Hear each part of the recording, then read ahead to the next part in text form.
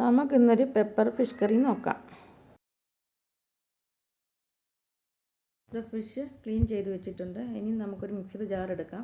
ഇത് 2 തക്കാളിപ്പഴം, കുറച്ച് കറിവേപ്പില, ആവശ്യത്തിന് കുരുമുളക്, ഒരു കുറച്ച് പിഴുപുളി ഇതിൽ ആഡ് ചെയ്ത് കൊടുക്കുക. ഇനി 2 സ്പൂൺ വെള്ളം കൂടെ ഒഴിച്ച് നമുക്കൊന്ന് അരച്ചെടുക്കാം. അരച്ചൊന്ന് മാറ്റി വയ്ക്കാം.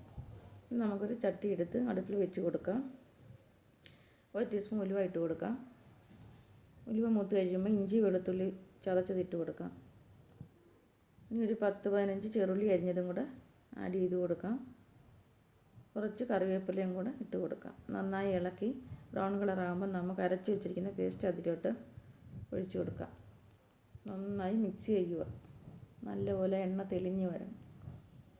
ഇപ്പോൾ ഇവിടെ എണ്ണയൊക്കെ നല്ലപോലെ തെളിഞ്ഞ് വന്നിട്ടുണ്ട്. ഇനി നമുക്ക് ആവശ്യത്തിന് ഉപ്പിട്ട് കൊടുക്കാം. 1 ടീസ്പൂൺ മഞ്ഞൾപ്പൊടിയും കൂടെ ചേർത്ത് കൊടുക്കണം. ഒന്ന് മിക്സ് ചെയ്യാം.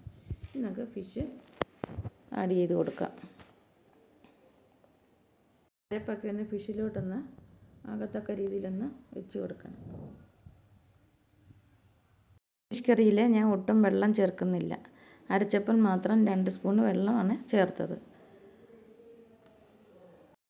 ഇനി നമുക്കൊന്ന് അടച്ച് വെച്ച് കൊടുക്കാം. ലോ ഫ്ലെയിമിൽ വെച്ച് കൊടുക്കണം. ചട്ടി ആയതുകൊണ്ട് അടി പിടിക്കാതെ നോക്കണം. ഇടയ്ക്കിടയ്ക്കൊന്ന് കറക്കി കൊടുക്കണം. ഇപ്പോൾ ഇവിടെ ഫിഷ് കറി റെഡിയായി. എല്ലാവരും ട്രൈ ചെയ്ത് നോക്കുക. അടിപൊളി ടേസ്റ്റാണ്. ലൈക്ക് ചെയ്യണം, ഷെയർ ചെയ്യണം.